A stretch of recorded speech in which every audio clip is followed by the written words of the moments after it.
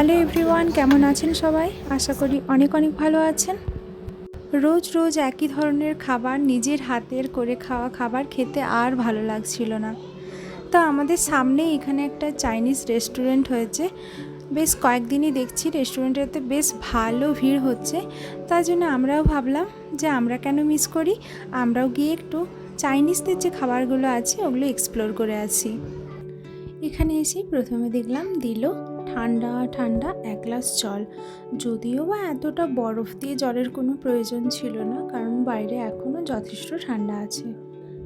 এই সময়টা আসার জন্যে জায়গাটা পুরোটা ফাঁকা দেখছি, কিন্তু একটার মধ্যে এলে এই জায়গাগুলো সব ভর্তি থাকতো। আমরা যেহেতু এতটা দেরি করে ফেলেছি, ওই জন্য কোনো লোকজন সেভাবে নেই।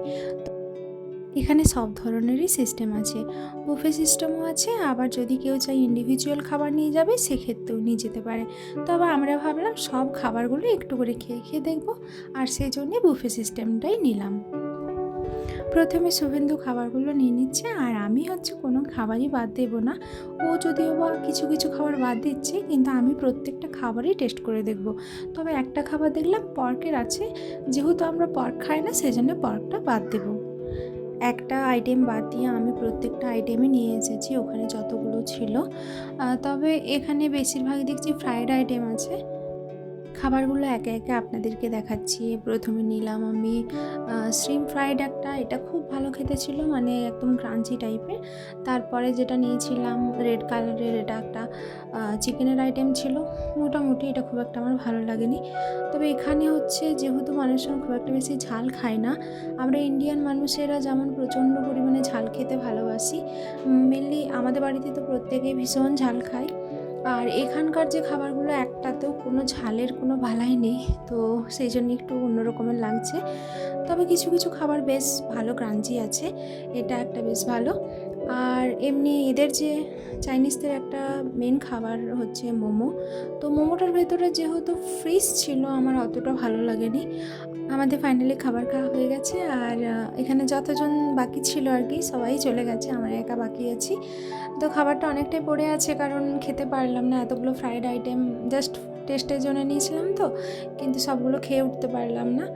আর খাবার নষ্ট করা ভালো নয়, এই জন্য খুব খারাপ লাগছে যে এতটা খাবার নষ্ট হয়ে গেল। এগুলো তো মেন খাবার ছিল, আর এদিকে মানে একটা অন্য সাইডে ছিল বিভিন্ন ধরনের আইসক্রিম, আর তার সাথে কিছু ডেজার্ট। শুভেন্দু রিবুর জন্য একটুকু আইসক্রিম এনে দিয়েছে, ও আইসক্রিমটা খাচ্ছে এখন। এখানে আসার পর বিভিন্ন দেশেরই খাবার খাওয়া হয়েছে, মানে টেস্ট করা হয়েছে অ্যাটলিস্ট। তবে আমার কাছে বা আমার ফ্যামিলির কাছে ইন্ডিয়ান ফুডটাই হচ্ছে বেস্ট। আমাদের বাঙালিদের খাবার বা ইন্ডিয়ান যে বিভিন্ন খাবারগুলো আছে এগুলো খেতে ভীষণই ভালো লাগে। আর এই ধরনের খাবারগুলো ওই মাঝে মধ্যে টেস্ট করার জন্যই ঠিক আছে। আজকে টোটাল বিল হলো আমাদের ওই $50, ইন্ডিয়ান রুপিসে 4000 টাকার মতো।